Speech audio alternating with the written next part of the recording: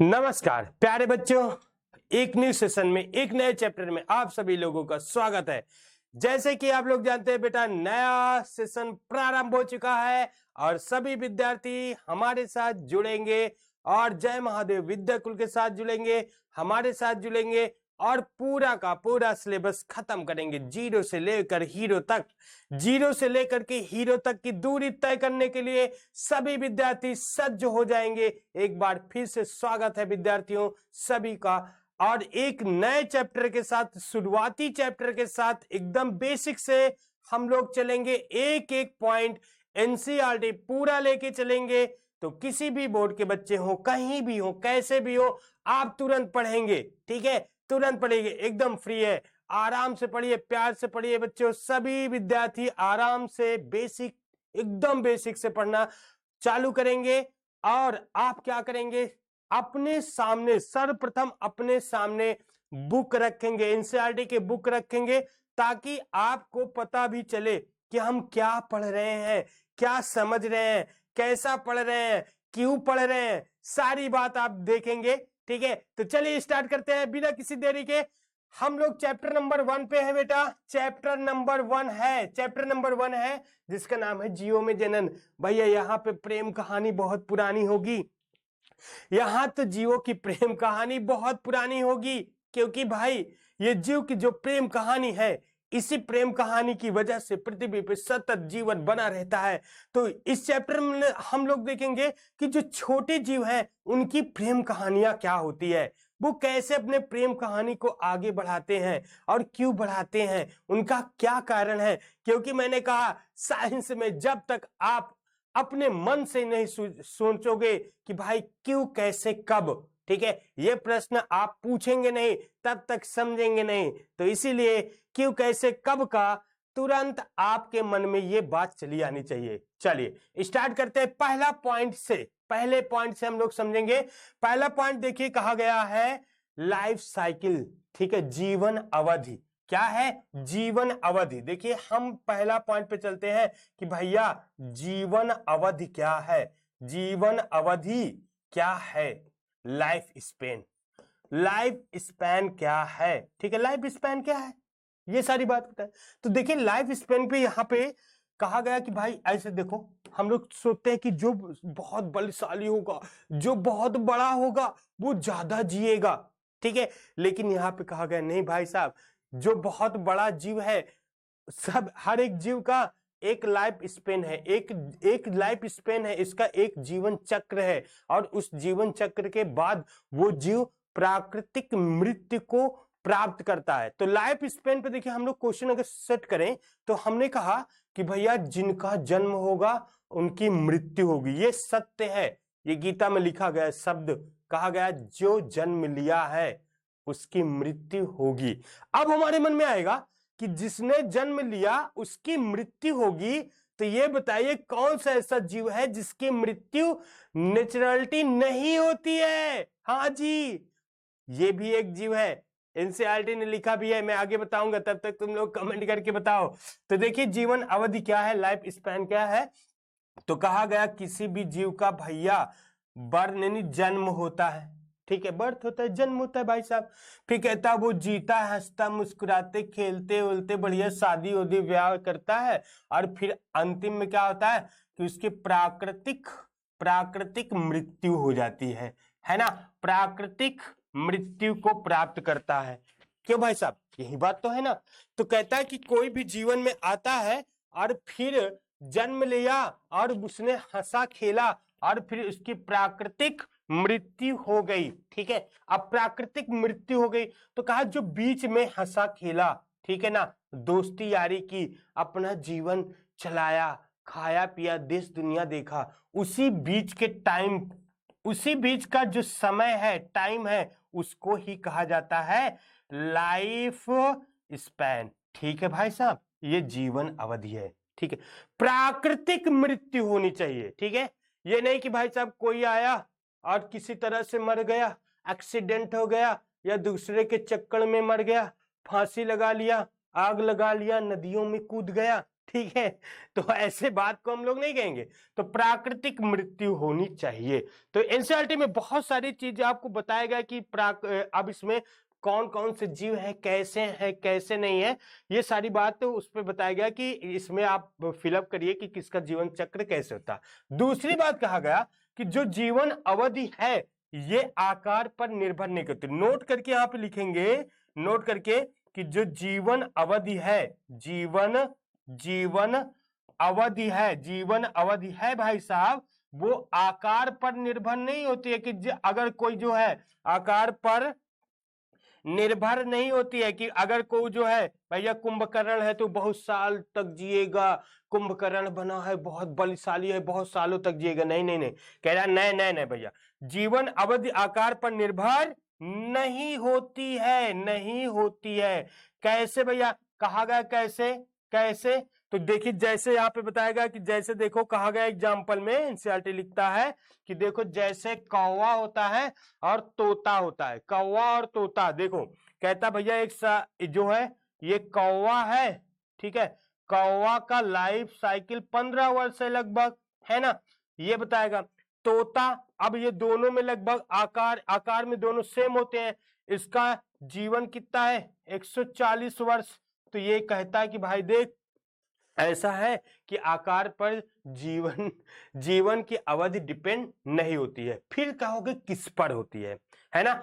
आपके मन में प्यारे विद्यार्थियों ये आएगा कि सर फिर किस पर होती है, आकार पे नहीं होती तो किस पर होती है? तो मैं कहूंगा कि ये विकासी प्रोसेस पर होती है, विकासी प्रक्रम पर होती है। कौन सा जीव कैसे, किस सेल से एवोल्यूशन हुआ उसका, कहां से वो विकास किया, कहां से जन्म लिया, इस पर डिपेंड करता है। कैसे विकासी प्रक्रम पर होता है। जीवन अवधि डिपेंड किस पर होता है? जीवन अवधि डिपेंड किस पर होता है? विकासी प्रोसेस पर होता है, विकासी प्रक्रम पर होता है, एवोल्यूशन प्रोसेस पर होता है। ये बात याद रखना, ठीक है। अब हम लोग चलते हैं, देखिए दूसरी बात। अब कहता है कि अगर देखो कोई जन्म लिया तो उसकी मृत्यु हुई, तो यहां पे क्वेश्चन आएगा कि भाई कौन सा ऐसा जीव है जो मरता नहीं है, ठीक है ना, वो अमर है, ठीक है। तो हम कहेंगे कि एक कोष की जीव है, एक कोष की कौन सा? अमीबा यहाँ पे एक कोष का जीव कौन सा है भाई साहब? यहाँ पे जो अमर है एक कोष की जीव है जो क्या? अमीबा के बारे में बताया कि अमीबा जो है, अमीबा वो अमर है ना भैया साहब, है ना। ये एनसीईआरटी कहती है अमर है, तो कहता है क्यों, कैसे? हम कहेंगे कैसे ये अमर भाई साहब, है ना, इस क्यों नहीं मरता है भाई साहब, ठीक है। तो देखो अमर कैसे है, तो कहा गया देखो अमीबा होता है ऐसे, उसमें जो है टेढ़े मेढ़े, ये क्या है? ये स्यूडोपोडिया है भाई साहब, उसके अंदर ये केंद्रक है ना। ये ऐसा प्यारा सा अमीबा देखे हो ना, बहुत भोला सा बेचारा, एक कोष की होता है, देश दुनिया से इनसे कोई मतलब नहीं होता है। जैसे हम लोगों के हाय माया घुसा होता है, इनके अंदर हाय माया नहीं घुसा होता है, ठीक है ना। ये बहुत प्यारे प्यारे होते हैं भाई साहब, ठीक है ना। तो अमीबा क्या करता है, ये जैसे ही कहते हैं कि विभाजन करता है, ये द्विविभाजन करता है, इसके बॉडी दो भागों में टूट जाती है। बॉडी हम नहीं कहेंगे बल्कि सेल कहेंगे कि ये कोष की है। तो ये क्या करता है, ये अपने आप को दो भागों में तोड़ देता है। ये अपने आप को क्या करता है बेटा? दो भागों में, प्रायः ये अपने आप को बच्चों दो भागों में तोड़ देता है। तो इसका जो भाग है ना, इसका जो दो भाग है ना भाई साहब, इसका जो दो भाग है ना, वही जो है ये इसका दो जो भाग टूट करके आया, जो टुकड़ा टूटा वो फिर से अमीबा बन गया।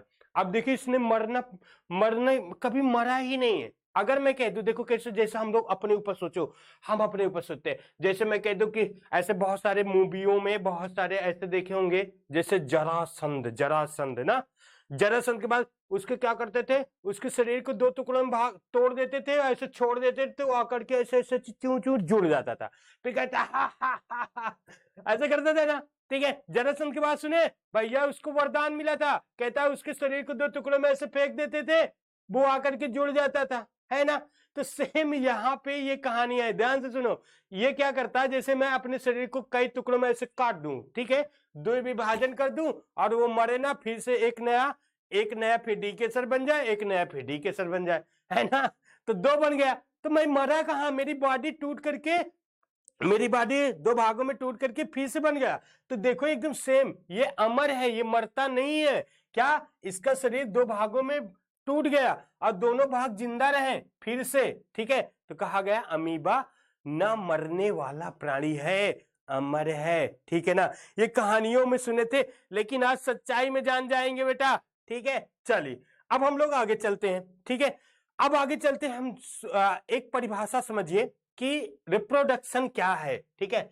अगर रिप्रोडक्शन, देखिए हर बार ये क्वेश्चन आएगा, रिप्रोडक्शन, रिप्रोडक्शन हर बार, देखिए हेडिंग एक बार समझ जाएंगे, जनन क्या है, जनन है क्या, ठीक है। जनन अर्थात रिप्रोडक्शन, मन में ये डिफिनीशन आप याद कर लीजिए कि जनन एक जीव वैज्ञानिक प्रोसेस है, जीव विज्ञानिक प्रोसेस है, जिसमें एक नई संतति का निर्माण होता है। मेरी बात ध्यान से सुनना, ठीक है। कहता है कि ये क्या है, इस परिभाषा पे आप लोग फोकस करेंगे सभी लोग। कहता है यह एक जीव वैज्ञानिक प्रक्रम है जिसमें, भाई साहब, जिसमें एक नए संतति बनती है। भाई साहब देखो, एक नई संतति बनती। अगर मैं सिंपल सी बात करूं कि जय रिप्रोडक्शन क्या है, तो मैं कह दूंगा सिंपल ऐसे सोचो कि एक नया जीव बन गया, एक नया जीवन बना। अब बस सोचो, एक बार सोचना है, कैसे सोचना है, मेरी बात ऐसे गौर से सोचो। तुम्हारा ध्यान किधर भाई साहब, इधर देखो, भाई साहब इधर देखो। मैंने कहा जनन क्या है, एक नए संतति का बनना, एक नए बच्चे का जन्म, एक नई प्रोजनी का जन्म, वो किसी भी कंडीशन हो, हमसे इससे मतलब नहीं ना, कंडीशन किसी भी कंडीशन से हो, हम उसे कहेंगे जनन। एक बात समझो, जैसे देखो ध्यान से समझ रहा हूं, जैसे एक बीज होता है, बीज को हम क्या करते हैं, मिट्टी में दबा देते हैं, एक नन्हा सा पौधा आ गया, तो हम इस कंडीशन को कहेंगे जनन। अगर बीज बना होता और बीज को बोने पर कभी भी कोई पौधा ना उगता, तो हम जनन नहीं कह सकते कि भाई साहब ये भ्रूण है, एम्ब्रियो है, इससे जनन हो रहा। दूसरी बात देखो, हम बहुत सारे ऐसे पौधे होते हैं जिनके बॉडी को काट देते हैं, जैसे गन्ना ले लो, उनके बॉडी को काट के काया माने शरीर को काट करके दबा देते हैं, एक नया पौधा बन जाता है। जैसे एक नया पौधा बना, तो हमने क्या कहा, जनन है। जनन हमने कहा कि अगर मेरे बॉडी का, जैसे जो मेरे बॉडी है, अगर मेरा ये हाथ जो है टूट करके ऐसे उखड़ करके चला जाए, एक बच्चा बन जाए, तो हम कह देंगे जनन। लेकिन ऐसा नहीं होता है ना, ऐसा नहीं होता है, ठीक है। तो किसी भी कंडीशन से, किसी भी दशा से एक नए संतति बन जाए, और चाहे तो वो पेड़ पौधा हो और चाहे तो जंतु हो, तो उसे हम कहेंगे जनन। मुर्गी अंडे देती है, भाई साहब मुर्गी अंडे देती है, तो अंडे से क्या, बहुत सारे पक्षी अंडे देते हैं, मुर्गी अकेले नहीं देती है। मुर्गी अंडे दे या पक्षी अंडे दे, तो वो उस अंडे से एक नया बच्चा बनता है, तो वो भी हो गया जनन।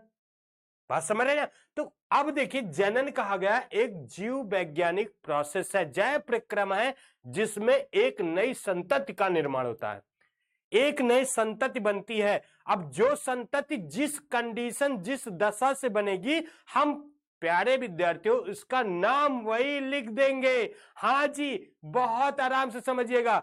इस चैप्टर में देखिए, इस चैप्टर को क्यों समझना है आपको, क्योंकि अगर ये चैप्टर आपके दिमाग में घुस गया, आपके दिमाग में ये सेट हो गया, तो 3 से 4 चैप्टर एकदम आपके दिमाग में सेट हो जाएगा, क्योंकि पूरी यूनिट आपके दिमाग में सेट होगी। देखिए, कह रहा है कि जीवों में जनन है, फिर दूसरा पुष्पी पौधों में जनन है, तीसरा मानव जनन है, चौथा जनन स्वास्थ्य है। तो 4 चैप्टर को पढ़ने के लिए इसको पूरा डिटेल से पढ़ो मेरे साथ, ठीक है, पूरा डिटेल से पढ़ो, तब आपको पूरा 4 चैप्टर में कहीं भी बाधा नहीं पड़ेगी जो टर्मोलॉजी का सवाल आता है। टर्मोलॉजी, बच्चा देखो बच्चा के अंदर क्या कमी है, कमी बच्चा के अंदर क्या होती है, बच्चा क्या करता है, ऐसे पढ़ते चला जाता है, लेकिन जो शब्द टर्म यूज किया जाता है, जो शब्द लिखा होता है, वो बच्चा उसकी परिभाषा कदापि कभी भी नहीं जानता है, लेकिन वो रट लेता है। लेकिन बेटा साइंस में आपको टर्मोलॉजी पता होना चाहिए कि ये क्या है, इसका परिभाषा क्या है, तो आपको साइंस फड़ाक से आ जाएगी। कभी भी साइंस को एकदम सेट करने के लिए टर्मोलॉजी को देखना होगा, और जो टर्मोलॉजी, जो शब्द है उसके बारे में समझना होगा, उसकी परिभाषा समझना होगा, तब आप साइंस एकदम पूरा धड़ाक उड़ा देंगे। चाहे फिजिक्स हो, चाहे केमिस्ट्री हो, चाहे बायो हो, तीनों साइंस की बात करता हूं। अगर टर्मोलॉजी आ गया, ठीक है, टर्म जो शब्द है उसको अगर जान गए तो कसम से कहते हैं एकदम फटाफट। ठीक है, चलिए आगे चलते हैं। अब हम इसमें देखते हैं कि भाई साहब जो जनन है वो, अगर हम कहते कोई भी जीव कैसे जनन करता है, ठीक है, उस पे क्या चेंजेस होता है, क्या परिवर्तन होता है, किसके द्वारा वो करता है, तो यहां पे बहुत सारी कहानी बताई जाएगी कि देखो भाई साहब, जीव एक नए जीव को बनाने से पहले कुछ ढंग अपनाता है। ठीक है, वो ढंग कौन सा होता है, जैसे हमने कहा कि वो ढंग कौन सा होता है, जैसे कहा गया कि सेलों में परिवर्तन होना प्रारंभ होता है, कोशिका विभाजन होता है, ठीक है ना, सेल डिवीजन चालू होती है, तो बहुत सारे प्रोसेस जनन से पहले चालू हो जाते हैं। ठीक है, चलिए, तो जनन यहां पे हम लोग पढ़ेंगे कि जनन जो है दो है, कितने हैं, दो, एक है अलैंगिक जनन, ठीक है ना, एक है अलैंगिक जनन, भाई साहब बच्चों, अलैंगिक एसेक्सुअल रिप्रोडक्शन, एसेक्सुअल, ठीक है, रिप्रोडक्शन, ठीक है, एसेक्सुअल रिप्रोडक्शन, और दूसरा है लैंगिक जनन। दो चीज यहां पढ़ेंगे, ठीक है, लैंगिक जनन, लैंगिक जनन, दो यहां पढ़ना है, इसे हम लोग कहेंगे सेक्सुअल रिप्रोडक्शन, ठीक है ना, सेक्सुअल रिप्रोडक्शन की बात करते हैं।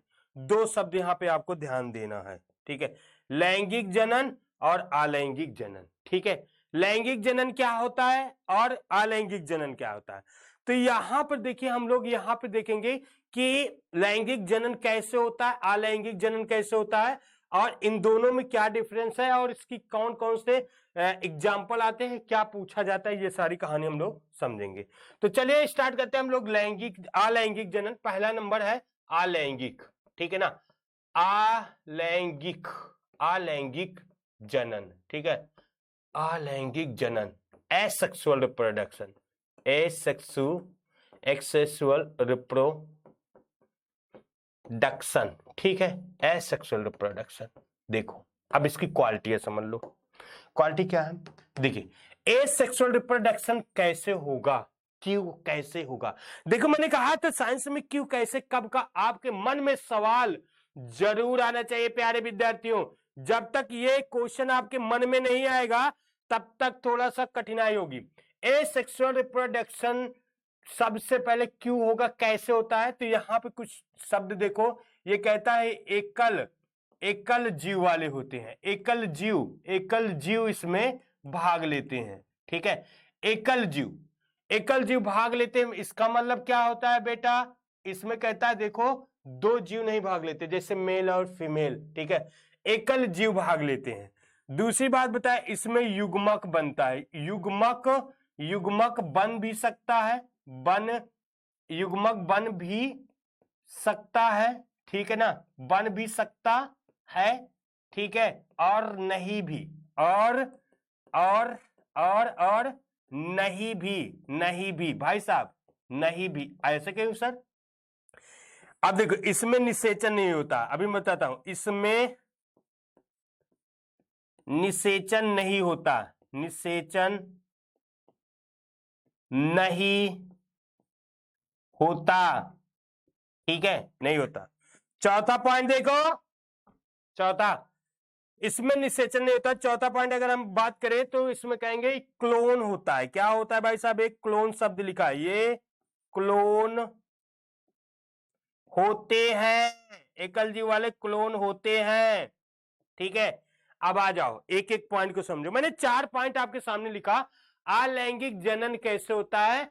तो पहले एकल जीव भाग लेते, कोई एक ही पेरेंट होता है और उसी से इनकी संतान बनती है। जैसे मैं हूं ना, जैसे एक एग्जांपल है, मैं हूं, ठीक है, अब मैं हूं, अब मैं अकेला हूं, मेरे द्वारा कोई संतान बन जाए, एकल जीव, एक लड़की है उसी के द्वारा संतान बन जाए, उसमें पुरुष का कोई काम ना हो, है ना, तो एकल जीव मतलब एक ही पेरेंट होंगे जिसमें क्या होगा कि वो संतान बना लेगी।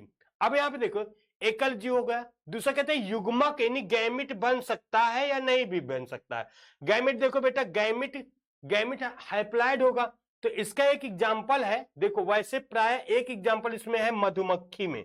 क्या है? मधुमक्खी। मधुमक्खी जो होती है, जो रानी मक्खी होती है ना, रानी मक्खी में 32 क्रोमोसोम होते हैं और इसके जो युग्मक बनते हैं 16 क्रोमोसोम और 16 क्रोमोसोम वाले होते हैं। तो जो हैप्लॉइड है, देखो ये अगुणित है, यानी युग्मक है अगुणित, इसी से क्या बनते हैं? नर मक्खी बन जाते हैं। नर मक्खी बनता है जिसे हम लोग ड्रोन्स के नाम से जानते हैं। तो देखो नर मक्खी बनाना किससे? हैप्लॉइड से बनाना, युग्मक से बनाना, लेकिन निषेचन नहीं होता है। तो अलैंगिक जनन में युग्मक भी भाग ले सकता है, ठीक है ना, याद रखना। लेकिन कभी भी प्यारे विद्यार्थियों लैंगिक जनन में कभी भी निषेचन नहीं होता है, ठीक है। अब इसमें निषेचन नहीं होता, क्लोन होते हैं। क्लोन शब्द क्या है? देखो क्लोन किसे कहते हैं? देखो कहता है जब कोई एकल जीव वाले होते हैं वो क्लोन होते हैं। क्लोन माने फोटो कॉपी। जैसे भाई साहब तुम एक फोटो ले लो, अपनी फोटो ले लो अपनी, ठीक है, अपनी सुंदर सुंदर फोटो ले लो और उस पे जाओ जेरॉक्स कराओ, यानी फोटो कॉपी कराओ ना। फोटो कॉपी कराओगे तो जैसे फोटो कॉपी कराओगे क्या दूसरे का चेहरा आ जाएगा क्या? अरे भाई साहब नहीं आता है ना। अगर मैं अपनी फोटो को ले करके जेरॉक्स कराता हूँ, फोटो कॉपी कराता हूँ, तो मेरा ही फोटो आएगा, है ना। ऐसा नहीं कि तुम्हारा वाला आ जाएगा, मेरा ही आएगा ना। तो कहता है एकदम जो जनक होते हैं, जो उनके पेरेंट होते हैं, जो उनकी संतानें होती, एकदम हूबहू, एकदम एकदम प्रतिलिपियां होती, एकदम सेम फोटोकॉपी होती है। तो उस शब्द को क्लोन शब्द बोला गया। क्या? क्लोन। क्या? क्लोन शब्द, ठीक है बेटा। चलो देखिए, जैसे इसमें क्या होता है, जैसे एक मैंने कहा ये एक जीव है, ठीक है, एक कोष की जीव है, एकल जीव है, और ये एक कोष की जीव जनन किया, ठीक है, ये एक कोष की जीव जनन किया, दो सेल बनाया, ठीक है, दो अपन डाटर सेल बना दिया। अब 2 डाटा सेल बनाया, एक ये, अब देखो एक ये, अब देखो दोनों में तुम अंतर बताओ, इनमें सभी में अंतर बताओ। ये कौन था? ये जनक था, ठीक है, जनक, एकल जनक है। और ये इसके क्या थे? पुत्री कोशिका, ये पुत्री कोशिका है दोनों। अब इसमें देखो बाह्य संरचना और आंतरिक संरचना दोनों सेम है। कैसे सेम है बेटा? देखो इसके बाह्य संरचना देखो, इसमें जैसे इसके लेयर है, एक ऊपर एक लेयर है, कैप्सुलेटेड है, कैप्सूल का लेयर है। मान लो ये बैक्टीरिया है, ठीक है ना, ये बैक्टीरिया है, ठीक है। अब ये क्या करता है कि सेम फोटो कॉपी बनाता है। इसके 2 टुकड़े हुए, ठीक है, इनके 2 टुकड़े हुए, 2 भाग हुए, पुत्री कोशिका बना, सेम आंतरिक यानी आकार की बाह्य संरचना देखने पर भी और अंदर यानी अनुवांशिकी दोनों तरीके से सेम होना चाहिए। इस बात को थोड़ा समझ लो। जैसे एक एग्जांपल लो, जैसे कि आप कैसे समझोगे क्लोन, कैसे समझोगे? जैसे मम्मी पापा हैं, हाँ, तो कोई लड़की अपने मम्मी की एकदम फोटो कॉपी बन जाए, समझ रहे? कोई लड़की अपने मम्मी की फोटो कॉपी एकदम मम्मी की जैसे बन जाए, नाक कान आंख सब कुछ सेम हो, और ये तो बाह्यकार की हुआ, है ना। ऐसा हम देखेंगे, उसकी मम्मी को देखेंगे, इसको देखेंगे, अरे अरे अरे अरे अरे अरे दोनों सेम, है ना, दोनों सेम, एकदम सेम। यार भाई ये बहन बहन है क्या? ऐसे कभी कभी होता है ना, एकदम फोटो कॉपी हो, ए टू जेड, हाइट वगैरह सब कुछ, तो बाह्य कारकी से सेम हो गई। लेकिन एक बात और समझो, मम्मी के अंदर जो जीन है, पूरा जीन उस बच्ची में भी आ जाए, उस लड़की में भी आ जाए, तो आंतरिक यानी अनुवांशिक रूप से सेम हो। लेकिन मानव में ऐसा नहीं होता है, समझो भैया, सुनो, मानव में ऐसा नहीं होता है। अपने मम्मी पापा को देखो और अपने आप को देखो, ठीक है, चाहे मम्मी पापा के 1000 संतान हो जाए, 1000 नहीं हो सकता, 1000 संतान हो जाए, कोशिश करें, लेकिन कभी भी फोटो कॉपी नहीं हो सकता, क्योंकि लैंगिक जनन है। यहाँ पे मैं अलैंगिक की बात करता हूं, क्लोन शब्द दिया, तो इसमें इसका मतलब देखो, बाह्य संरचना भी सेम है और इसके अंदर जो जीन है ना बेटा, एकदम सेम जीन यहां पर भी है। हम लोगों में क्या होता है, हमारे मम्मी पापा का जो जीन है वो तो आता ही है, लेकिन कुछ जीन हमारा आइडेंटिकल होता है, हमारे खुद का होता है, संसार के किसी का नहीं होता है। इसीलिए हमारा चेहरा संसार के किसी से नहीं मैच करता है, और हमारा बिहेव, हमारा व्यवहार, हमारी प्रवृत्ति किसी से मैच नहीं करती है। ये सबसे बड़ी बात है लैंगिक जनन की। ये किसकी बात है, लैंगिक जनन। तो हम लोग लैंगिक जनन वाले हैं, ये अलैंगिक जनन वाले हैं, तो इसे कहते हैं क्लोन। ठीक है, क्या कहते हैं बेटा, क्लोन कहते हैं। क्या कहते हैं, ध्यान से सुनना, क्लोन कहते हैं। ठीक है, चलिए अब नेक्स्ट टर्म आते हैं। अब इसमें हम लोग एक एक बात समझते हैं, एक एक पॉइंट को यहाँ पे हम लोग समझेंगे। ठीक है, जैसे देखो, पहला हेडिंग हम डाल दें, अलैंगिक जनन का पहला हेडिंग अगर हम लोग देखते हैं, तो पहले हम लोग पढ़ेंगे बाइनरी फ्यूजन। क्या, बाइनरी फ्यूजन। ठीक है, बाइनरी फ्यूजन की बात करते हैं, बाइनरी फ्यूजन की बात करते हैं। इसे हम लोग कहते हैं द्विविभाजन, द्विविभाजन या विखंडन। ठीक है, बाइनरी फ्यूजन क्या है, ठीक है, ये भी एक जनन है। कहता है जब एक नया जीव का निर्माण होना, एक नई संतान का निर्माण होना। देखो, बाइनरी फ्यूजन बहुत प्यार समझिए, बाइनरी फ्यूजन में होता क्या है भाई साहब। कहता है कि जैसे अगर हम एक एग्जांपल लेते हैं, पहले देखो, इसमें मैं थोड़ा सा लिख देता हूं ताकि आपको याद रहे। ठीक है, इसमें लिखता हूं, इसमें, ठीक है, जनक से जनक कोशिका अपने को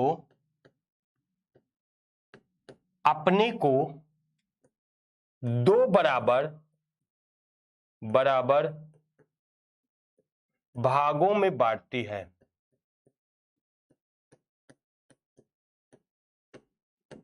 दो बराबर भागों में बांटती है बेटा। ठीक है, अपने आप को दो बराबर भागों में बांटती है। जनक जो होती, जनक, ठीक है ना, जनक जो है अपने आप को दो बराबर भागों में बांट देती है। समझ लेना, अपने आप को दो बराबर भागों में। यहां पे ये पॉइंट याद करिएगा। जैसे एक एग्जांपल मैं ले लूं, जैसे एक एग्जांपल लेता हूं, जैसे मैं कहा, जैसे पहला नंबर देखिए, हमने कहा अमीबा की बात करें, अमीबा की बात करते हैं। ठीक है भाई साहब, अमीबा। और दूसरा एग्जांपल मैं आपसे क्या ले लूं, युगलेना, युगलेना।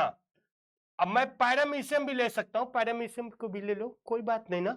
ठीक है, चलो, तो यहां पे देखिए, दो आपके एनसीईआरटी ने दो एग्जांपल दिए, मैं भी आपको दो बता देता हूं। पैरामीशियम भी है, पैरामीशियम को भी ले सकते हैं, नो डाउट।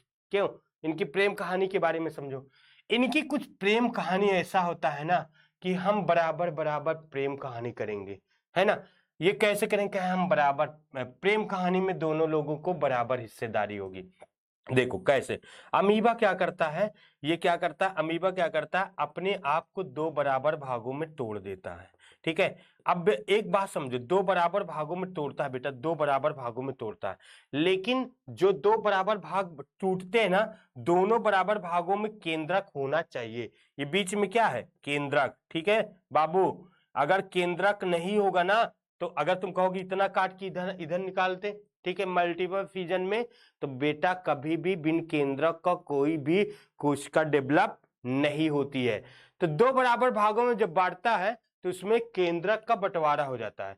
जैसे केंद्रक का बंटवारा होता है बाबू, तो यहाँ पे क्या होता है, इनकी प्रेम कहानी आगे बढ़ती है, और ये दो क्या करता है, अमीबा बना लेता है, दो अमीबा का यहाँ पे निर्माण हो जाता है। ठीक है, दो बराबर भागों में बांटता है, और 2 अमीबा बना लेता है। इसे कहते हैं बाइनरी फिजन। इसी प्रकार युगलेना, युगलेना की बात करते हैं, युगलेना में आएंगे तो युगलेना की बात करेंगे। युगलेना कैसे होता है? तो हमें सबको पता है कि सर युगलेना कुछ ऐसा होता है ना भाई साहब? युगलेना का ऐसा होता है। तो ये क्या करता है, यहां पर इसका केंद्रक होता है। युगलेना भी क्या करता है, बीच से यहां पे 2 बराबर भागों में बढ़ जाता है। 2 बराबर भागों में बढ़ गया, ये आगे चल के और ये आगे चल के 2 संतति का निर्माण कर लेता है। तो इसे कहते हैं बाइनरी फिजन। बस अपने माइंड में सेट करो, बाइनरी फिजन का मतलब ये है द्विविभाजन। और जब कोई जनक, कोई एक कोश की सेल अपने बॉडी को, अपने सेल को 2 भागों, बराबर भागों में बांट देता है, तो उसे हम लोग बाइनरी फिजन कहते हैं। बस ना, 2 एग्जांपल लेंगे, अमीबा और युगलेना, पैरामीशियम भी है, ठीक है बेटा। तो ऐसे 2 एग्जांपल ले लीजिएगा, बहुत प्यार से समझ में आ जाएगा। अब देखो बाइनरी, अगर मल्टीपल फिजन की बात करें, ठीक है, अगर हम कहते हैं मल्टीपल फिजन की बात करें, बहुकोशिकी में अगर हम देखेंगे मल्टीपल फिजन होता है। एक कोशिकी में बाइनरी होगा, बहुकोशिकी मल्टीपल में, मल्टीपल सेल में मल्टीपल फिजन होगा। अपने आप बॉडी को कई खंडों में तोड़ देगा, कई छोटे छोटे खंडों में तोड़ देगा। अब कई छोटे छोटे खंड हो गए, है ना, अब 2 बराबर भाग तो नहीं हुए, कई छोटे छोटे खंड हो गए। जैसे भाई साहब ये मैं पेन ले लिया, यहाँ काट दिया, यहाँ काट दिया, यहाँ काट दिया, तो 2 बराबर भागों में नहीं ना, बहुत छोटे छोटे खंड हो गए और प्रत्येक खंड से एक नया जीव बन गया। तो हम इसे क्या कहेंगे, मल्टीपल फिजन कहेंगे। ओके, चलिए अब हम लोग आगे बढ़ते हैं, ठीक है। अब देखिए मल्टीपल फ्यूजन की बात करते हैं। मल्टीपल फ्यूजन में क्या होता है, अमीबा में मल्टीपल फ्यूजन प्रतिकूल वातावरण में होता है। कैसे, किसमें बेटा, प्रतिकूल वातावरण में। अब इसका मैं एग्जांपल मल्टीपल फ्यूजन की बात बता देता हूं, प्रतिकूल वातावरण में, ठीक है ना। मल्टीपल फ्यूजन की बात करता हूं, मल्टीपल फिजन, बहुत सारे टुकड़ों में टूट जाना, ये अमीबा ही करता है। अमीबा देखो, अमीबा के एग्जांपल ले लो, आपके एनसीईआरटी में दिया। अमीबा में क्या होता है, ये कब होता है, प्रतिकूल वातावरण, प्रतिकूल में, ठीक है ना, प्रतिकूल में, ठीक है, प्रतिकूल परिस्थितियों में। द्विविभाजन तब होगा अनुकूल परिस्थितियों में, ठीक है, जब उसके अनुकूल वातावरण होगा, गाना होना गाएगा, आराम से खेले कूदेगा, ठीक है। अब प्रतिकूल वातावरण आए, हम लोग रोने लगते, आंधी आ गई भैया, पानी आ गया, बारिश हो गई, ठीक है, बहुत, इस समय क्या होता है, बहुत धूप है, ओ माय गॉड, क्या करें, ठीक है, ठीक है, क्या करें, ओ माय गॉड, क्या करें, मोदी जी बन जाए, ठीक है, ओ माय गॉड, क्या करें, बहुत धूप है, कहां निकलूं।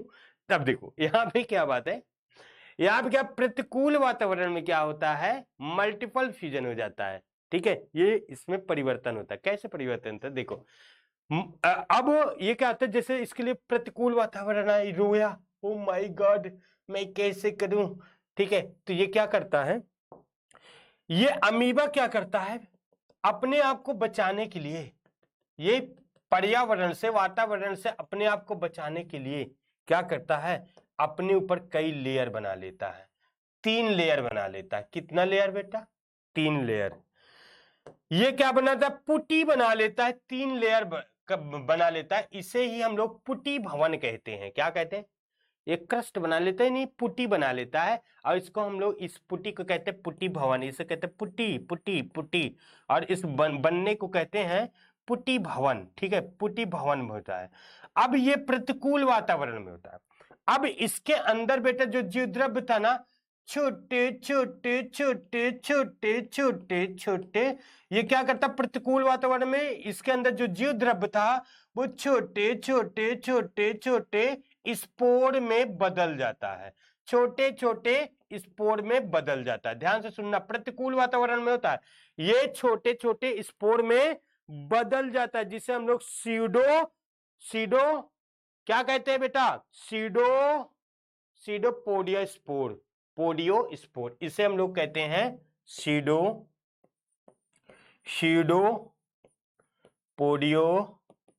स्पोर। ये स्पोर बना लेता है, सीडोपोडियो स्पोर, ये स्पोर बन जाता है। बाद में जब अनुकूल वातावरण आता है, बाद में, अब हमेशा तो प्रतिकूल नहीं रहेगा ना भाई, अनुकूल वातावरण आता है तो इसका जो पुटी होता है वो टूट जाता है और ये बाहर ऐसे निकल जाते हैं, अर्थात ये बाहर निकल करके ये स्पोर जो बनता है, ये स्पोर बाहर निकल करके एक नया सा अमीबा बना लेता है अनुकूल वातावरण में, अनुकूल में। ध्यान से सुनना, ठीक है। तो अब देखिए मल्टीपल फ्यूजन हो गया क्योंकि इसने द्विध्रुव को कई भागों में, वहां पे द्विध्रुव को बाइनरी में 2 भागों में बांटा, यहां पे अपने द्विध्रुव को कई छोटे छोटे छोटे टुकड़ों में तोड़ा, है ना, समझ रहे ना। ये प्रतिकूल वातावरण में होता है, ठीक है। चलो अब हम लोग आगे बढ़े, ठीक है। आगे बढ़ते तो हम लोग देखते हैं कि और बहुत सारे एग्जाम्पल की बात करते हैं, ठीक है। अगर हम इसी में मल्टीपल की बात करते हैं तो क्लेमाइडोमोनास है। क्या है? क्लेमाइडोमोनास। देखिए मल्टीपल की बात करता हूं तो क्लेमाइडोमोनास का कुछ आकार आप एनसीईआरटी में देख रहे होंगे। एनसीईआरटी की बुक लेकर बैठे हो ना? क्यों लेके बैठे हो कि नहीं? पिटाई कर दूंगा, ठीक है। तुम्हारे गार्जियन से लगता है मुझे शिकायत करना पड़ेगा, ठीक है।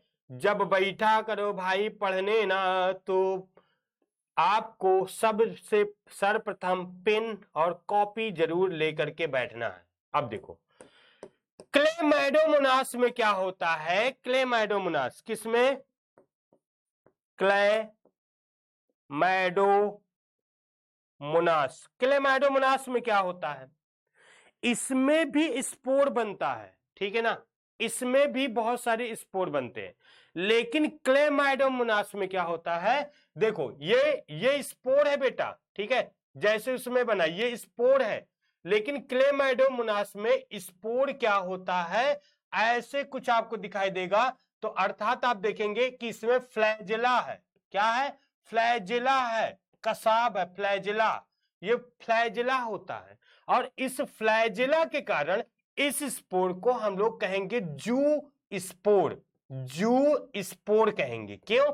हिंदी में कहेंगे चल बीजाणु, चल बीजाणु, बीजाणु। देखो भाई साहब चल बीजाणु क्यों कहते हैं? देखो चल बीजाणु, यार देखो अगर इस बतिया को समझ लो ना बहुत मजा आ जाएगा। कैसे? हमने कहा देखो स्पोर जो होते हैं 2 तरीके के, यहां पे समझ लो। एक स्पोर ऐसा होता है जो अचल होते हैं, जो जिसमें फ्लैजिला नहीं होता। कुछ स्पोर ऐसे होते हैं उसमें ऐसे फ्लैजिला लगा होता है, पूंछ, और पूंछ के द्वारा tin tin tin tin tin चलता चला जाता है, तो उसे हम लोग कहते हैं जू स्पोर। अब देखो मेरी बात, जू स्पोर का अगर ना समझो ना, थोड़ा सा टस्मा ऐसे देखो तो कुछ समझ में आएगा। कैसे? जू मतलब जंतु, है ना बेटा, जू मतलब जंतु, यानी जंतु क्या करता है? लोकोमोशन करता है, यानी चलता है। लोकोमोशन कौन करता है? जंतु करता है। लोकोमोशन कौन करता है? जू जू जू, जंतु। जू माने, जू मतलब जंतु, तो जंतु क्या करता है? लोकोमोशन। पौधा कभी लोकोमोशन करता है? नहीं ना। ऐसे समझो ट्रिक है, ये छोटी सी ट्रिक है। क्या कहते हैं? जू, जू माने चलने वाला, तो जू स्पोर यानी चलने वाला, यानी चल बीजाणु। क्या कहेंगे? चल बीजाणु। अब देखो यहां पे एक बात और समझ लो, अगर हम कहेंगे कि अगर देखिए चल बीजाणु कैसे होते हैं, यहां पे देखिए चल बीजाणु कैसे होते हैं, यहां पे समझना है।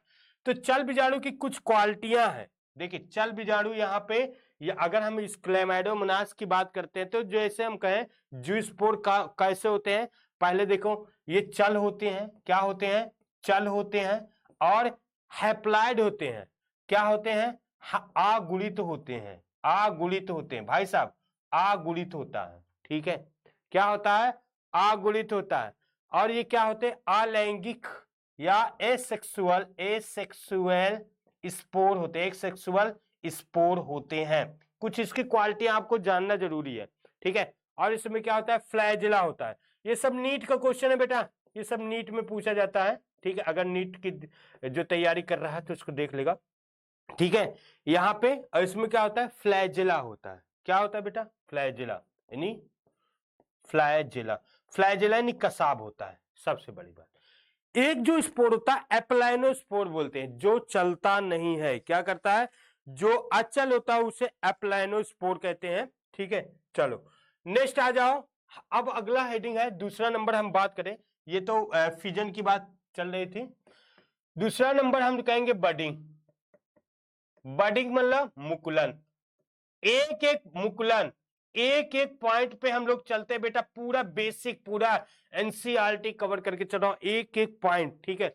सारा सारा पॉइंट जो भी नीट में क्वेश्चन पूछा जाएगा, जो आपके बोर्ड में क्वेश्चन पूछा जाएगा, सभी क्वेश्चन को मैं बताते हुए चल रहा हूं। देखिए नीट वाला बताते हुए चल रहा हूं पूरा ए टू जेड, ठीक है। और जो बोर्ड में क्वेश्चन पूछे जाएगा उसको भी मैं बताते हुए चलूंगा, ठीक है। और सारा क्वेश्चन यहाँ पे आप अपने माइंड में सेट करेंगे, ठीक है। चलिए अब हम लोग बडिंग, बडिंग क्या है, ठीक है। तो कहता है कि जब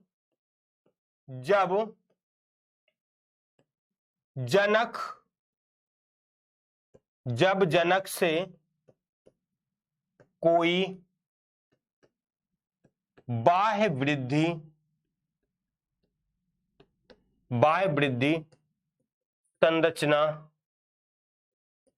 संरचना अलग होकर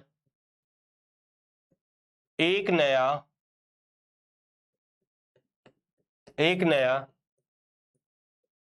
जीव बनाती है। देखो भैया, जनक से बाह्य वृद्धि, एक्सटर्नल ग्रोथ होता है। एक बात यह, मुकुलन हमेशा बहु में होगा, बहु मतलब अरे बहु वाली नहीं, बहु वाली कोशिका वाली, ओ बहु क्या, बहु कोशिका में होगा, ठीक है। इसका दो प्यारे एग्जाम्पल है। पहले देखिए आप परिभाषा समझ लिया करिए, जब जनक से कोई बाह्य वृद्धि हो जाए, संरचना बने और अलग होकर के एक संतान बना ले। पहले हम लोग अपने ऊपर अप्लाई कर लेते क्या, क्योंकि सबसे पहले हम लोग अपने ऊपर अप्लाई करेंगे तब थोड़ा दूसरे पे मजा आएगा ना। पहले अपनी बुराई करो तब दूसरी की बुराई करो तो अच्छा लगता है ना। दूसरे, अब लोग क्या होते हैं, लोग दूसरे की बुराई करते हैं, अपनी बुराई को ऐसे करते थे, ऐसे बोल रहे कि जब मैं किसी के सामने या जब किसी की उंगली उठाता हूं ऐसे, तो देखता हूं कि एक उंगली उसके सामने होती है और 4 उंगलियां मेरे सामने होती है, ठीक है। तो सर्वप्रथम अपने अंदर की बुराइयों को देखिए, दूसरे की बुराइयां से आपको कोई लाभ और हानि होने वाली नहीं है, ठीक है। तो सर्वप्रथम हम लोग मनुष्य का एग्जाम्पल लेंगे, ठीक है। सर्वप्रथम मनुष्य का एग्जाम्पल लेंगे क्योंकि मनुष्य की ऐसी प्रवृत्ति है, हम लोगों की ऐसी प्रवृत्ति है, जब हम खुद के ऊपर पड़ता है ना, का जाने पीर पराई, है ना। यदि इंसान दूसरे की पीड़ा को क्या समझता है, ये सत्य है। मनुष्य समस्त पृथ्वी पर सबसे ज्यादा लॉजिकल, समझदार, तार्किक है, परंतु क्या है, वो इतना निर्दयी भी हो जाता है कभी कभी, क्योंकि बहुत सारे जीव जंतुओं का भक्षण, बहुत सारे मानव का भक्षण आज आप समाज में देख सकते हैं, ठीक है, कि कलयुग किस तरह हावी हो रहा है, कोई किसी का नहीं हो रहा है। जब कलयुग हावी हो रहा है तो कोई किसी का नहीं हो रहा है।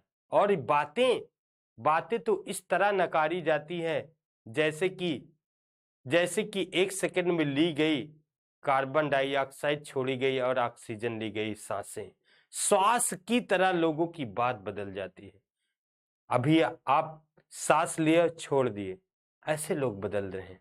तो इसका मतलब कि कलयुग प्रारंभ हो गया है और 5000 साल पहले से प्रारंभ है और अपना रूप अब वो आगे दिखाई देगा, क्योंकि श्री कृष्ण भगवान ने बताया कि गीता में कि हर 5000 साल पर कलयुग फिर से अपना रूप चेंज करेगा, परिवर्तन करेगा, क्योंकि समस्त पृथ्वी पर परिवर्तन जरूरी होता है। तो वो भी अपना परिवर्तन करता है।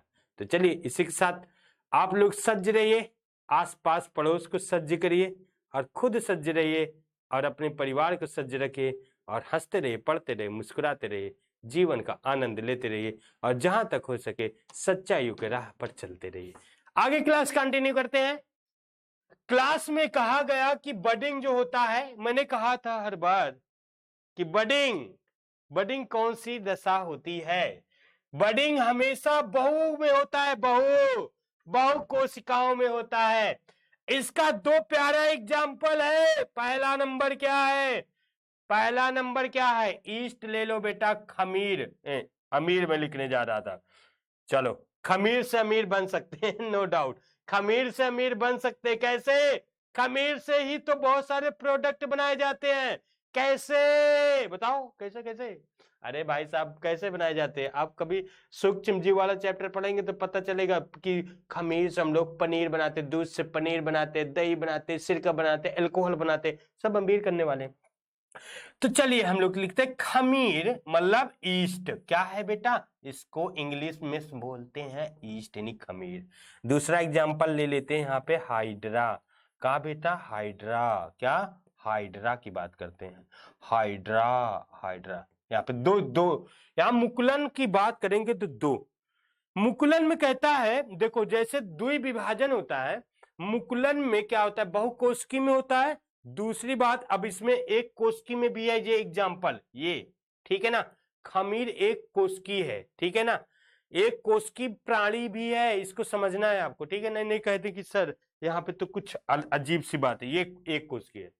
अब इसमें देखो क्या होता है कि ये अपने बॉडी या अपने कोशिका में आउट ग्रोथ करता है। जैसे मैंने कहा, जैसे मैं ऐसे कहूं कि मैं अभी हूं, अब मैं जनन करने, अगर मैं जनन करूं तो मेरे जैसे सर पे एक फोड़ा निकला है और वो बड्डा से निकले और धीरे धीरे मेरे शरीर से अलग होकर के ऐसे क्यों क्यों क्यों क्यों रोने लगे, एक बच्चा बन जाए। तो मैंने कहा कि इसमें ना भैया गैमिट भाग लिया, न निषेचन लिया, आउट ग्रोथ हुआ, बाह्य वृद्धि हुई, और बाह्य वृद्धि मुझसे अलग होके पेरेंट से एक बच्चा रोने लगा, ठीक है। तो इसे हम लोग कहेंगे मुकुलन द्वारा। सेम देखो, जैसे एक ईस्ट होता है, ठीक है। ईस्ट पहले ऐसे आराम से खा पी करके ऐश करता रहता है। जब इसको जनन करना होता है ना ईस्ट को, तो क्या होता है बेटा? इस आउट ग्रोथ के रूप में एक ऐसे बड निकलता है, एक ऐसे स्ट्रक्चर बनता है। स्ट्रक्चर ऐसे बनता है, ठीक है ना। एक ऐसे स्ट्रक्चर बन जाता है, ऐसे देख लो। और इसका जो है केंद्रक इसमें आ जाता है, ठीक है। इसे हम लोग कहते हैं बड। क्या बोलते हैं? बड, या इसको बोलते हैं मुकुल। क्या बोलते हैं बेटा? मुकुल या बड, ठीक है। अब देखो, एक भी बन सकता है इसमें, और भी बन सकते हैं, ठीक है ना। ये मत सोचना। अब ये धीरे से इस पैरेंट, ये है जनक, ये क्या है? इनके जनक है, यानी पैरेंट है। अब ये पैरेंट से टूट करके अलग हो जाते हैं ऐसे। जब ये अलग हो जाते हैं, एक नया नया ईस्ट बना लेता है। फिर से नया ईस्ट यानी खमीर, नया ईस्ट यानी खमीर, खमीर बना लेता है, ठीक है। नया ईस्ट, ठीक है, ऐसे। तो इसे हम लोग कहते हैं बडिंग द्वारा जनन। चलो अब नेक्स्ट पर आते हैं। दूसरा हाइड्रा की बात करते हैं। हाइड्रा में क्या होता है बेटा? जैसे देखो, हाइड्रा कुछ ऐसे होता है, आप लोग देखें, हाइड्रा कुछ ऐसे होता है, ठीक है। ऐसे ऐसे हाइड्रा होता है। हाइड्रा में क्या होता है? इसमें बहुकोशिकीय है, ये इसमें एक बड निकलता है ऐसे, और ये बड, ये क्या है? बड है, ठीक है ना। यानी बड मतलब मुकुल है। बाद में ये अपने जनक से, ये जनक है, जनक से अलग हो जाता है, और अलग होकर के एक नया हाइड्रा बना लेता है। तो इसे हम लोग कहेंगे बडिंग द्वारा जनन। जब कोई कोशिका या किसी जीव से बाह्य वृद्धि हो और वो टूट करके एक नया जीव बना ले, उसे हम लोग बडिंग कहेंगे। दो प्यारा एग्जाम्पल है, हाइड्रा और ईस्ट, ठीक है ना बेटा। हाइड्रा और ईस्ट, ये एक कोशिकी वाला है, ठीक है, ये बहुकोशिकी वाला है।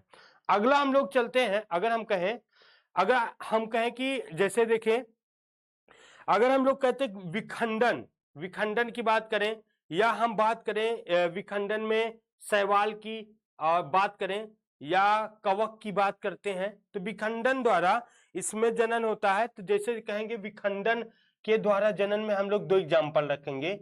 विखंडन, विखंडन की बात करते हैं, विखंडन की, ठीक है ना बेटा। फ्रेगमेंटेशन, ठीक है, फ्रेगमेंटेशन की बात करते हैं। फ्रेगमेंटेशन की बात करते हैं, विखंडन की बात करते हैं। विखंडन किसमें अगर हम देखते हैं, तो यहाँ पे हम लोग समझेंगे कि शैवाल में। शैवाल क्या होता है? शैवाल, शैवाल जो है कहेंगे काई, जिसे हम लोग कहते हैं, ठीक है। काय की बात करते हैं तो ये बहुकोशिकी होता है, ठीक है, बहुकोशिकी की बात करते हैं। शैवाल की बात करें बहुकोशिकी, बहुकोशिकी प्राणी की बात करते हैं। कवक की बात करते हैं, कवक, ठीक है, कवक, कवक की बात करें फंजाई की बात करते हैं। तो इनमें क्या होता है, विखंडन द्वारा होता है। विखंडन द्वारा कैसे होगा, विखंडन द्वारा कैसे होगा, ये कई छोटे छोटे टुकड़ों में टूट जाएगा, कई छोटे छोटे टुकड़ों में टूट जाएगा। और यहाँ पे देखिए एक एग्जाम्पल दिया गया है विखंडक कोनिडिया, बाइकोनिडिया, कोनिडिया, कोनिडिया भाई साहब, कोनिडिया। अब देखो विखंडन मतलब कई छोटे छोटे टुकड़ों में टूट करके जो एक नया स्ट्रक्चर बने, कई छोटे टुकड़ों में टूटे और उसी टुकड़ों से एक नया जीव बन जाए, ठीक है।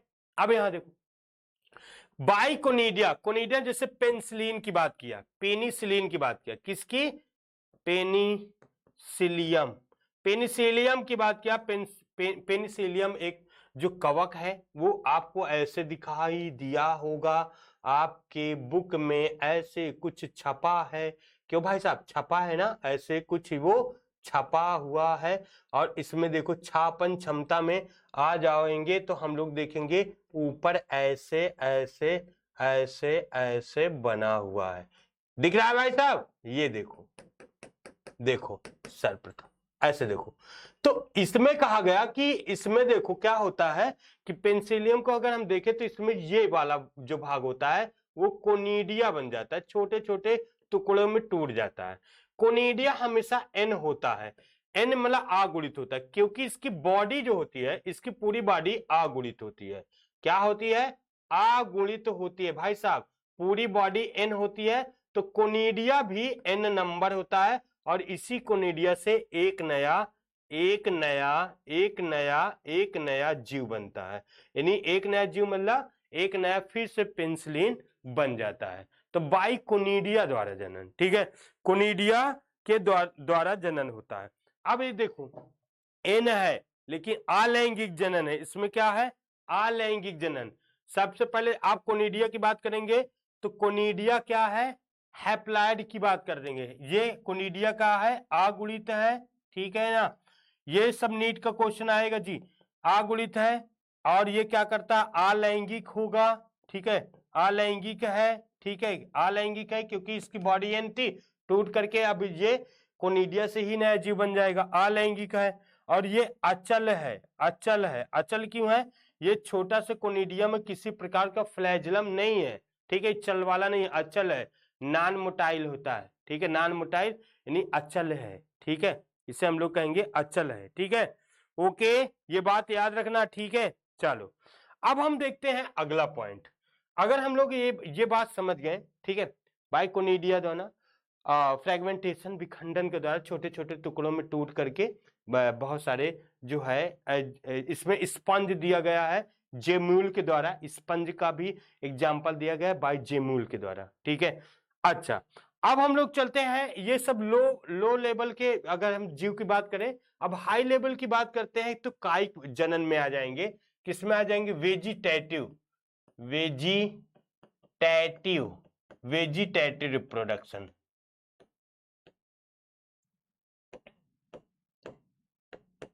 वेजिटेटिव रिप्रोडक्शन की बात करेंगे, कायिक की बात करेंगे, कायिक जनन। ध्यान से सुनना है प्यारे, इनकी अब कहानी, प्रेम कहानी सुनो, इनकी प्रेम कहानी, पेड़ पौधों की प्रेम कहानी समझो, अपने जीवन की प्रेम कहानियों में ये बहुत माहिर है और इनकी प्रेम कहानी दूर दराज तक फैले हुए है। जैसे जिस प्रकार लैला और मजनू की कहानियां हम लोग पढ़ते हैं, हीर रांझा की कहानियां सुनते हैं और देखते हैं, इसी तरह इनकी भी कहानियां सुन लो तो जीवन सफल हो जाएगी। उनके कहानियों में हम डूब जाएंगे, उनके आंखों में डूब जाएंगे, लेकिन कभी पौधों के आंखों में डूब करके देखो, संसार जीवन भर याद रखेगा। जो जो वैज्ञानिक इन पौधों के आंखों में और जीवों के आंखों में डूब मरे हैं, अर्थात वैज्ञानिक बने, उन्होंने कुछ इनके बारे में सोचा और समझा और बताया और नोबेल प्राइज पा करके इस दुनिया से अलविदा कर गए, ठीक है। तो हमें ऐसे प्रेम करना चाहिए, ऐसे लोगों से प्रेम करना चाहिए जो हमारे जीवन को एकदम सफल बना दे, ठीक है। और वो सफल बनाने का कारण कौन है, क्या है, विद्या। विद्या ऐसी एक वस्तु है, या ऐसे आप मान ले कोई फ्रेंड है, गर्लफ्रेंड है, एक्सेट्रा। तो एजुकेशन की बात करते हैं। शिक्षा ऐसा एक माध्यम है जो जीवन को बहुत दूर ले जा सकता है, क्योंकि क्योंकि शिक्षा के ही माध्यम से शिक्षा सारे बंधनों से मुक्त करता है। देखो भाई साहब, शिक्षा एक ऐसी वस्तु है जो सारे बंधनों से मुक्त करता है, सारे बंधनों से। हाँ जी सुनो, मैं सत्य कह रहा हूं, सारे बंधन मतलब जैसे देखो, ऐसे एग्जांपल समझो, एक पत्नी है, ठीक है, एक पत्नी है, अगर वो पढ़ी लिखी नहीं बेचारी, तो सारा दिन क्या करेगी? पति की सेवा करेगी, खाना बनाएगी, बच्चे पालेगी, ठीक है ना, उसको नहलाए धुलाएगी, और चार बात सास से, ससुर से, नंद से सुनेगी। अगर वही एक लड़की पढ़ी लिखी है और जॉब कर रही, नौकरी कर रही है, ठीक है, तो भी सारे बंधनों से मुक्त होती है। और जानते बेबी को खुद दे देती, लो भाई पति देव थोड़ा सा इसको आज तुम रखो, मैं नौकरी करके आती हूँ। ऐसे देखे होंगे, देखे हैं कि नहीं देखे हैं? तो देखो वो सारे बंधनों से मुक्त हो गई। नहीं कहेंगे कि जो बहू होती है पर्दे में रहेगी, किसी से बोलेगी नहीं, घूंघट ओढ़ के रहेगी। अगर वो पढ़ी लिखी है ना, तो कोई नहीं कहेगा कि तुम घूंघट में रहो, किसी से बात ना करो, क्या है वगैरह वगैरह, सारा कंडीशन अप्लाई, सब खत्म, तो सारा बंधन मुक्त हो जाता है। दूसरी बात, एजुकेशन सारे बंधन, यहां तक ग्रेविटी गुरुत्वाकर्षण से मुक्त हो गया। कल्पना चावला का नाम जरूर सुने होंगे आप। कल्पना चावला बहुत बड़ी हीरोइन नहीं थी, कल्पना चावला के पास इतना पैसा नहीं था कि वो अंतरिक्ष चली जा सके, लेकिन उसके पास क्या था? एजुकेशन था प्यारे विद्यार्थियों, एजुकेशन था, शिक्षा था, इसीलिए वो सबसे ऊपर यानी ग्रेविटी को भी परे कर गई। फिर भी कोई बात नहीं, दुखद हुआ भारत के लिए, लेकिन शिक्षा ऐसा माध्यम है कि सारे बंधनों से मुक्त करता है। आप किसी के बांध पर नहीं रहेंगे, किसी के बंधन पे नहीं रह सकते हैं, तो शिक्षा सबसे जरूरी है। ठीक है, चलिए आगे कंटिन्यू करते हैं प्यारे विद्यार्थियों। अब हम लोग देखते हैं कायिक जनन। कायिक जनन की प्रेम कहानी होगी हाई लेवल के पौधों में। इनकी प्रेम कहानी कैसे चलती है? अभी छोटे छोटे मोटे छोटे कोष की छोटे लो लेवल के प्लांट की हमने बात किया कि इनकी प्रेम कहानी कुछ ऐसे चलती है, बडिंग द्वारा फ्रेगमेंटेशन होता है, बाइनरी फ्यूजन होता है, मल्टीपल फ्यूजन होता है, एक्सेट्रा एक्सेट्रा बात हम लोग समझे। ठीक है, लेकिन हम लोग कहते हैं कि हाई लेवल के प्लांट लेते हैं, तो इसमें कहा गया कायिक। कायिक माने देखो बेटा, अगर मैं ये कायिक की बात करूं ना, काया काया काया, तो काया की बात करते, तो काया मतलब होता है शरीर। क्या होता है बेटा? शरीर। अब इसमें देखो कहते हैं शरीर के द्वारा जनन। ठीक है, तो शरीर के द्वारा जनन कैसे करेगा भाई? शरीर है, ये शरीर है, कैसे जनन करेगा? तो आइए देखते हैं। कहता है कि ये काया माने शरीर, यानी वेजिटेटिव रिप्रोडक्शन कैसे होगा? तो पौधों में जड़, पौधों में होता है जड़, तना, और यहाँ पे हम लोग पढ़ेंगे पत्ती। जड़, तना, पत्तियों के द्वारा ये अपनी संतान को जन्म देते हैं। जड़, तना, पत्तियों के द्वारा अपनी संतानों को जन्म देते हैं, तो इसीलिए हम इसको कहते हैं कायिक जनन। क्या करते हैं, क्या कहते हैं प्यारे विद्यार्थियों? वेजिटेटिव रिप्रोडक्शन कहते हैं, कायिक जनन कहते हैं, क्योंकि ये अपने बॉडी, अरे जड़ तना क्या है, पत्ती क्या है? कायिक है। अब हमने गैमिट की तो बात नहीं की, ये अलैंगिक जनन की ही बात हो रही है, अभी लैंगिक जनन की बात नहीं कर रहा हूं।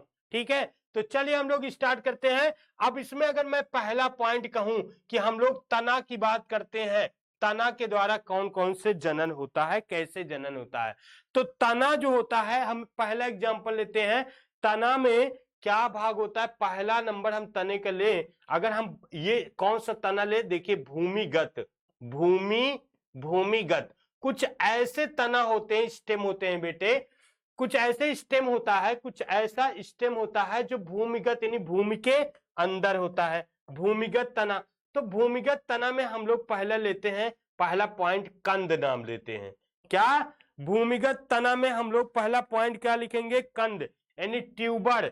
हम इसको इंग्लिश में बोलते हैं ट्यूबर की बात करते हैं, ट्यूबर माने कंद। अब कंद में कौन सा आता है? आलू आता है। कौन सा आता है? आलू एग्जाम्पल।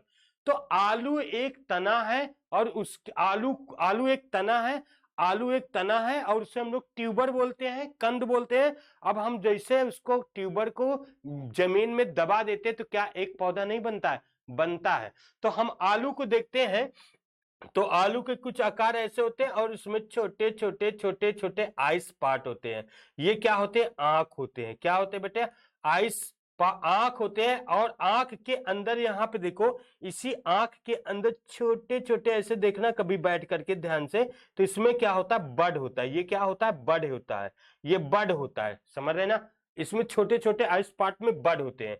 अब जैसे हम इसको ले जाते हैं या अनुकूल वातावरण आता है या इसको हम मिट्टियों में आलू को क्या करते हैं? दबा देते हैं। ये मिट्टियों में आलू को हम जैसे दबाते हैं तो जैसे ही अनुकूल वातावरण आता है, इसी बड़ वाले भाग से एक नन्हा सा पौधा निकल आता, पत्तियां वगैरह निकलने लगती, यहाँ पर रूट वूट निकलने लगता है।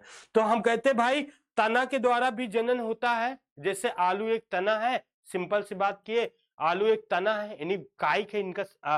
आलू पौधा देखते हैं तो आलू पूरे पौधे जड़ तना पत्ती देखते हैं हम लोग, तो इसमें देखते हैं कि भाई साहब जो तना है ना, ये देखो ऐसे है ना, आलू देखते हैं ना भाई साहब, ऐसे आलू होता है, ऐसे देखो, ऐसे आलू पेड़ देखे ना, कौन कौन देखा भाई साहब? ऐसे ऐसे है ना, ये ऐसे है ना, ये यानी ये क्या है? ये तना है और तना के यही बाद में आलू बनता है। ये तना है, ठीक है। ये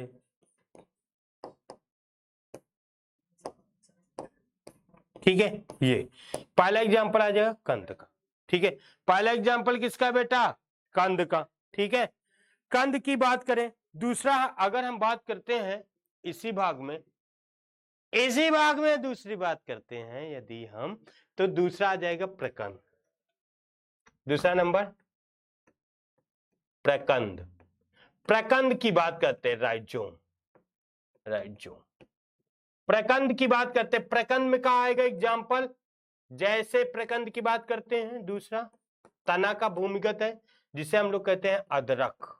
अदरक, अदरक ले लो या हल्दी ले लो, हल्दी, ठीक है। देखो ये प्रकंद होता है, ये भी एक क्या होता है? देखो कुछ ऐसा होता है, देखें ना, ये क्या है? अदरक। अब यहां पे अदरक की कहानी समझ लो। यहां पे देखो, यहां पे नोड और इंटर नोड आपको समझना होगा, तब ये बात समझ में आएगी। नोड और इंटर नोड कैसे? देखो बेटा समझा देता हूं। जैसे बांस देखें, गन्ना देखे ना, बांस और गन्ना देखे, कौन कौन देखा? वहां पे बांस और गन्ना देखेंगे तो यहां पर क्या होता है? वो छोटे छोटे खंडों में ऐसे बटा होता है। इस भाग को हम लोग बोलते हैं नोड, इसे बोलते हैं नोड, ठीक है ना। इसे हम लोग नोड बोलते हैं इस भाग को। ये भाग क्या होता है? नोड होता है, जिसे हम लोग कहते हैं पर्व संधि। पर्व संधि, ठीक है ना, पर्व संधि होती है। ये वाले भाग को बोलते हैं इंटर नोड। इंटर नोड, ठीक है। इंटर नोड मतलब, इंटर नोड मतलब संधि, ठीक है ना, ये होता है संधि। दो बातें याद रखिए। गन्ना देखो तो गन्ने में आपको यहां पर देखो बेटा, यहां पर छोटे छोटे ऐसे नोड पर ऐसे जो है ऐसे बड होगा। नोड पर क्या होता है? बड आपको दिखाई देगा, छोटे छोटे ऐसे देखो, बड जो नोड है वहां पे बड दिखाई देगा। और इसी बड के द्वारा, इसी बड से शाखाएं निकलती है, इसी बड से शाखाएं निकलती है।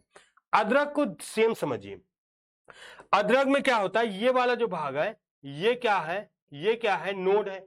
ये क्या भाग है? ये सभी क्या है बेटा? नोड है। नोड में बड होता है और इसी से एक नया पौधा, इसी से एक नया पौधे का निर्माण होता है।